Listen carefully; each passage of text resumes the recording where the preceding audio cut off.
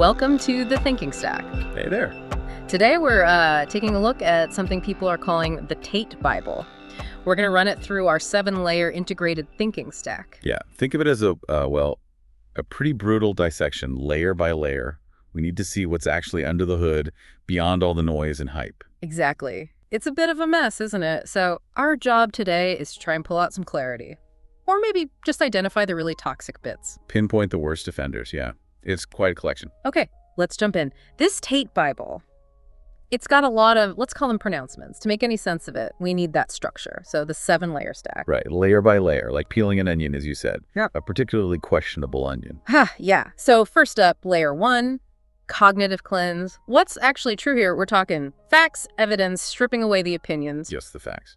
Then layer 2 is moral intelligence. So what's the right thing to do? Not legally, but ethically. What's the core value system, or lack thereof? Then layer 3, systemic foresight. What happens next? What are the ripple effects if people actually buy into this stuff? Who gets hurt? The downstream consequences. Right. Then layer 4, embodied insight. How does this stuff hook into our basic wiring, our psychology, our nervous system? Why might it feel compelling, even if it's wrong? Good one. Layer 5 is human-centered design. How do real people behave? Why does this resonate, culturally or personally for some? What makes it sticky? Then layer 6, risk and resilience. How does this whole ideology hold up under pressure? What if things change? What if you're wrong? Is it adaptable or just brittle? And finally, layer 7, the execution engine. Bottom line, does any of this actually work in the real world? Long term, can you build anything sustainable on this? Is it a viable plan or just hot air? So 7 layers of scrutiny. Ready to start at the top? Let's do it. Cognitive cleanse. What's actually true? Time to sift through the marketing. Okay, let's grab an easy one first. The claim that depression isn't real, you feel sad, go do 200 push-ups. Right. The tough guy approach. Dismissive. But scientifically speaking. Oh boy. Yeah, this one is. It's not just wrong, it's actively harmful. There's tons of neuroimaging research going back years. Studies show actual structural and chemical differences in the brains of people with depression. Like less activity in some areas, more in others. Exactly. Less activity in the prefrontal cortex, that's your decision-making hub. More activity in the amygdala, the emotion and fear center. So it's biological. It's not just feeling sad. And the push-ups. Does exercise help at all? Well, yes. Behavioral activation, getting moving, can help manage symptoms. Research backs that up. But it's not a cure. And telling someone that's all they need to do, it massively increases stigma. It's like saying someone with diabetes just needs to try harder. It ignores the complexity. Completely. The truth is, depression is a real complex condition with biological underpinnings. Push-ups aren't the answer. Okay, next claim. Women are biologically inferior thinkers. That sounds ancient. It is. It's just repackaged sexism. Huge studies, meta-analyses have looked at this for decades. The consistent finding: no significant difference in overall cognitive ability between men and women. So no inferior brain? Absolutely not. What brain imaging does show is diversity. Different strengths, different ways of processing information, maybe average differences in how certain tasks are handled. But diversity isn't deficiency. Right, different wiring, not less capable wiring. Precisely. Calling it inferiority is, like one expert said, cultural mythology wearing a scientific costume. It's just factually incorrect. Got it. Okay, shifting gears. What about poor people are lazy and stupid? The classic blame the victim. There's really strong research showing the opposite, actually. Poverty itself creates what they call a scarcity mindset. Meaning Meaning when you're constantly worried about basic needs, food, your cognitive bandwidth shrinks. You literally have less mental energy for complex planning or decision-making. It's not laziness, it's cognitive overload. And that ignores the bigger picture too, right? Totally. It ignores generational poverty, wage stagnation, unequal access to good schools, healthcare, all the structural barriers. Calling people lazy in that context is just cruel. It's blaming people for struggling in a system often stacked against them. So poverty taxes your brain, basically? That's a good way to put it. It's a cognitive tax. Okay. This next one's a bit out there. The Matrix is real and out to get men. What's going on with that? Yeah, that taps into a certain kind of paranoia you see in some online spaces.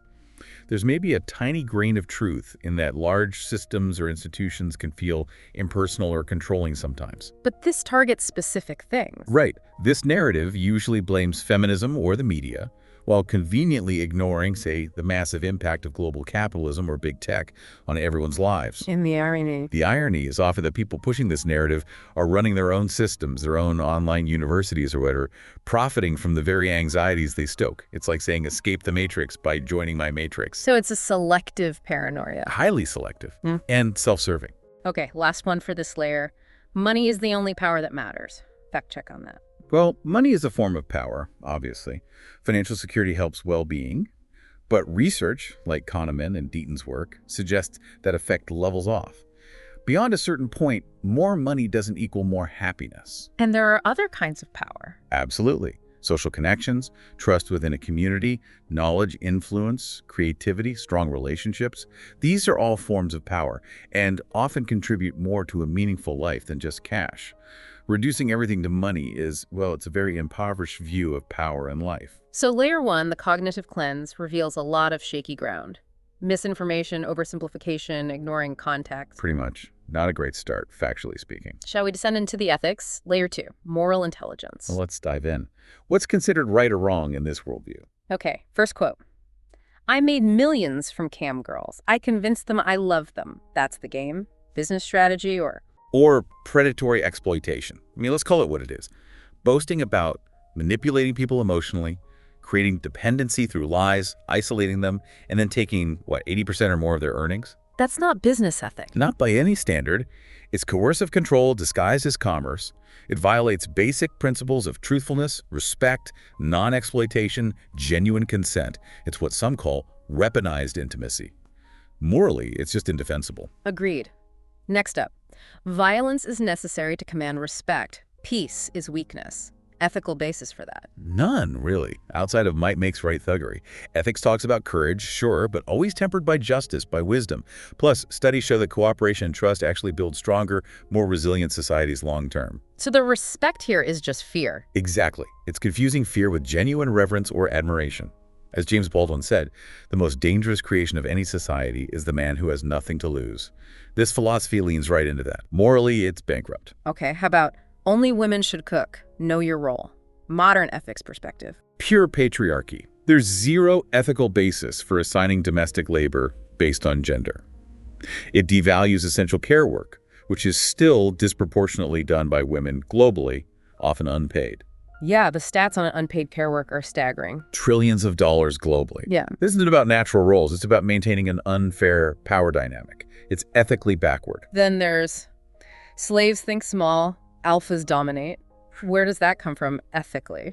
That's straight out of the social Darwinist playbook, which is, a thoroughly discredited and dangerous ideology used to justify horrific things. It basically says hierarchies are natural and the strong should dominate the weak. Which ethical systems reject? Pretty much all of them. Virtue ethics talks about nobility of character, not ruthless dominance. Relational ethics talks about power with responsibility. It's a justification for oppression, plain and simple. Grim. Finally, for this layer, women are replaceable. Loyalty is weakness. Be selfish. Ethical take. That's basically ethical nihilism. It denies any inherent value in connection, loyalty, or relationships beyond immediate self-interest. But we know, even from economics, that trust and loyalty are crucial for functioning societies. And personal. Personally, it leads to isolation. Philosophies like Ubuntu emphasize our interconnectedness. I am because we are. Loyalty isn't weakness, it's relational capital. It builds strong bonds. This view is the opposite of that. It's the antithesis of love or community. So layer 2 looks pretty bleak too. Exploitation, violence, sexism, social Darwinism, nihilism. Not exactly a robust moral framework, is it? Not really. Okay, let's move to layer 3, systemic foresight. If these ideas spread, what happens next? What are the wider consequences? Right, the ripple effects. Let's start with you must own women or be weak if that idea gains traction. The systemic fallout seems pretty obvious. Yeah, increased control, manipulation, likely more domestic violence. Ideas spread, especially toxic ones online. We could see more radicalization, more pressure on legal systems dealing with abuse cases, and just a general corrosion of trust between genders. A more divided, more dangerous society. Pretty much, it normalizes harmful hierarchies. What about the get rich fast or die trying mentality spreading? Systemic impact. That fuels what you might call hyper-financialization of identity. Everything's about money and status. Yeah. Systemically, more scams, more pyramid schemes, maybe increased gambling and risky financial behavior. On trust. Erodes trust, definitely, in institutions and each other. Plus, potential mental health issues from the constant pressure and comparison. People might also just check out of civic life, focusing only on their own hustle. Okay, how about the claim, feminism ruined the West? What does spreading that narrative do systemically? Well, it's a massive oversimplification, right? It blames a movement for equality for complex economic and social problems. Systemically, it fuels culture wars, deepens divisions, and makes it harder to address actual problems. And it can be used politically. Absolutely. It often gets used to mobilize discontent, particularly among men who feel left behind, channeling legitimate grievances into reactionary politics instead of addressing root causes like economic inequality. Got it. And the alpha men must dominate at all costs idea. What system does that create? A zero-sum game for masculinity. Constant competition, fragile egos, undermines any sense of brotherhood or mutual support among men. Consequences. Potentially more male-on-male violence, maybe more toxic stoicism, men not seeking help. It damages relationships too, obviously. It creates unstable social dynamics based on dominance rather than collaboration. And lastly, for this layer, trust only yourself. Governments are feminized weaklings. Systemic outcome. That fosters extreme individualism and deep distrust. Systemically, that leads to less civic engagement, more echo chambers, conspiracy theories taking root. It erodes faith in shared institutions, maybe even democracy itself. Makes society harder to govern. Yeah, potentially ungovernable if taken to extremes. It fragments society. So, systemically, these ideas seem pretty destructive across the board. Definitely paints a concerning picture. Shall we move to the embodied level, layer 4? Embodied insight. How does this stuff mess with our wiring? Yes, the mind-body connection. How these ideas land in our nervous system. Let's start with, you must never show emotion. That's weakness. What does suppressing emotion actually do to us? Especially for men who often get that message culturally. Right. Our nervous systems aren't built for constant suppression. Stuffing it down can lead to things like dissociation, numbness, the freeze response, or sometimes, paradoxically, outbursts of rage because the pressure builds up. Alexithymia. Is that related? Yeah, difficulty identifying or describing emotions. It's a known consequence. Yeah. Basically, denying emotions doesn't make you strong. It disconnects you from yourself and can lead to destructive behaviors. It's self-harm, fundamentally. Okay. And the flip side, depression isn't real, just move. How does hearing that land in the body of someone actually depressed? It's deeply invalidating, first off. Depression often involves nervous system dysregulation, maybe linked to trauma or chronic stress. Telling someone to just move can actually trigger a fight-or-flight response, adding more stress. So it can make things worse. Potentially, yes. It ignores the body's signals of distress and encourages overriding them, which can lead to burnout or deeper trauma entrenchment. It's ignoring the root cause. What about the claim, women love to be dominated? That's biology. Embodied reality. That's a really dangerous confusion. It mixes up potential trauma responses, conditioning, maybe some niche kinks, with genuine healthy desire. There's no biological imperative for women universally loving domination. It twists consent. Completely. Wow. It pathologizes consent and normalizes potentially abusive dynamics. It fails to understand how trauma can shape attraction or relationship patterns for some, mistaking survival responses for innate desire. True intimacy requires safety and respect, not domination claimed as biology. Makes sense. Okay, how about alphas don't feel guilt, just act? What's the embodied function of guilt? Why do we have it? Guilt is actually crucial. It's tied to empathy, to understanding how our actions affect others, to repairing social bonds. It helps regulate our behavior. So suppressing it. Suppressing it, or lacking the capacity for it, is associated with reduced activity in brain areas needed for moral reasoning, potentially increased impulsivity. It's linked to antisocial traits. Feeling guilt isn't weakness. It's a sign of a functioning conscience. Trying to kill it is concerning. Very. Last one here.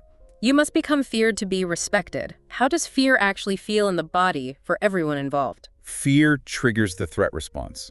Constant cortisol, hypervigilance, anxiety. It shuts down trust and connection. Oxytocin levels drop. It creates a stressful defensive environment for everyone. Not respect then. No, it's controlled through threat.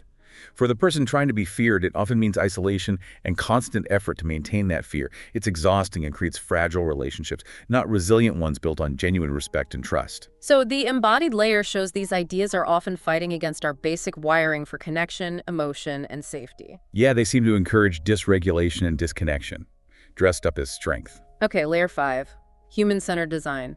Why does this stuff resonate? How does it hook into real human behavior? Good question. Let's take all your feelings or weakness, crush them. Why might someone find that appealing? Maybe if they grew up being told that, or saw emotions punished. Exactly. If your environment taught you that vulnerability is dangerous, then a message validating emotional suppression can feel like armor, like a survival strategy. It resonates with past hurts, even if it's ultimately harmful. It taps into learned behavior. What about the focus on status? Status truth. If I'm rich and jacked, I must be right. Why do people fall for that? Humans are wired for social learning, right? We look to high-status individuals, especially when we're uncertain. It's a mental shortcut. If someone looks successful, rich, fit, confident, we might unconsciously assume they're knowledgeable or correct in other areas too. The halo effect? Precisely. It's exploiting that cognitive bias. In low-trust environments, those superficial status signals become even more potent. Makes sense. And the message, you are alone, no one is coming to save you. Why does that land today? Well, there's a lot of disillusionment around, isn't there? Declining trust in institutions, maybe feeling disconnected or economically insecure. In that void, a narrative of radical self-reliance, even a bleak one, can feel empowering. It offers a story, a sense of agency, when maybe other narratives feel false. It fills a gap. Yeah, a narrative gap. And the fear-based stuff about women. Women are dangerous if not controlled. What insecurity does that play on? Fear of rejection, fear of intimacy, maybe past heartbreak, anxieties about changing gender roles. It offers a simple external target for complex feelings of insecurity or hurt. Blaming women becomes easier than introspection or dealing with relationship complexities. It's scapegoating. Provides an easy answer, however wrong. Right. And finally, if you're not winning, you're worthless. How does that resonate culturally? It taps right into capitalist hustle culture, maybe toxic masculinity tropes. Absolutely. We live in competitive cultures that often equate net worth with self-worth. This message just amplifies that existing pressure and status anxiety, especially for young men trying to figure out their place. It resonates because it reflects, in a distorted way, some dominant cultural messages they're already receiving. So layer 5 shows these ideas aren't just random. They're designed, consciously or not, to exploit existing vulnerabilities, biases, and cultural anxieties. Exactly. They provide simple, albeit often harmful, answers to complex problems. Okay, 2 layers left. Layer 6, risk and resilience. How robust is this ideology? Does it hold up when things get tough? Let's test it. Start with always act like the alpha. Show no weakness. How resilient is that stance? Seems incredibly brittle. What happens when you fail?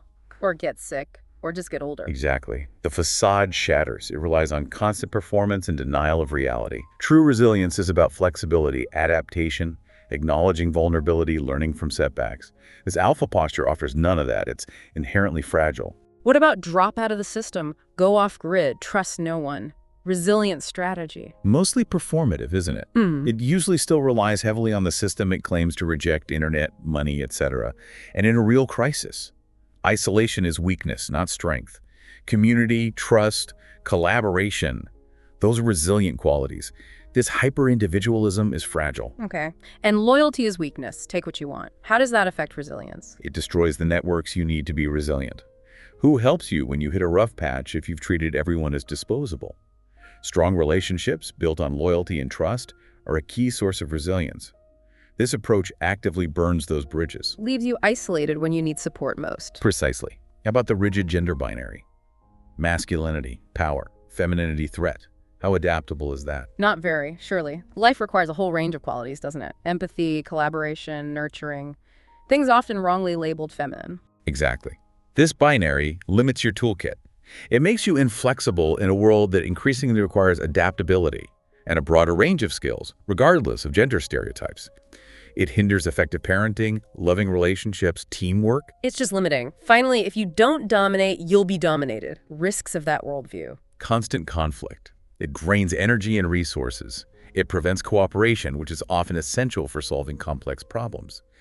In an interconnected world, a purely dominance-based strategy becomes a liability. It fosters enemies, not allies.